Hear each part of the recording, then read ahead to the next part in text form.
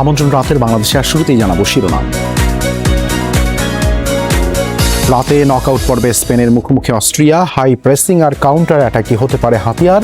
কাল ভোরে পর্তুগাল ক্রোয়েশিয়ার জমজমাট লড়াই। অনেক কঠিন ছিল, যা পড়ছি এই কয় মাসে সব কমন আইছে। সহজ হয়নি আবার কঠিন হয়নি। সারা দেশে একই প্রশ্নে এইচএসসি পরীক্ষা শুরু। ৩২,০০০ প্রাথমিক বিদ্যালয়ে প্রধান শিক্ষক নিয়োগে দূর হলো আইনি বাধা। আজকে বিকেলের ভিতরেই আমরা পিএসসি কে এই রিকোয়েশনগুলো পাঠাবো এবং তারা যেন স্পেশাল এই নিয়োগগুলো আমাদের দিতে পারে।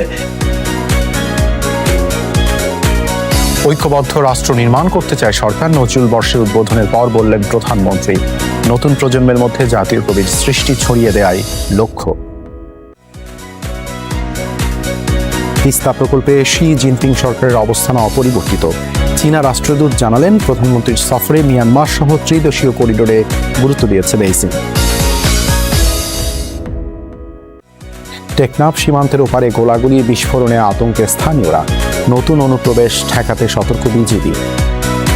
মাইমার সীমান্ত অবস্থাতে এই যে বিমান একটা এসে হঠাৎ করে হামলা করেছে। সাইডটা আওয়াজ হয়েছিল, মানে প্রথম একটা হয়েছিল মনে করেন 20 মিনিট পর, আরেকটা ছিল এরপর মানে বড় দুটো হয়েছিল। আমরা স্থানীয় যারা বাসিন্দা রয়েছে অনেক আতঙ্কের মধ্যে ছিলাম, কারণ বিগত সময়েও এরকম ঘটনা ঘটছিল।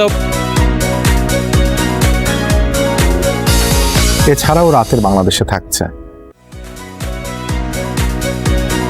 আয়াতুল্লাহ খামেনির জানাজা ঘিরে তেহরানে ব্যাপক প্রস্তুতি। 6 দিনের বিদায় আনুষ্ঠানিকতা শুরু হচ্ছে কাল। যোগ দিচ্ছেন বাংলাদেশ সহ 90 দেশের অতিথি।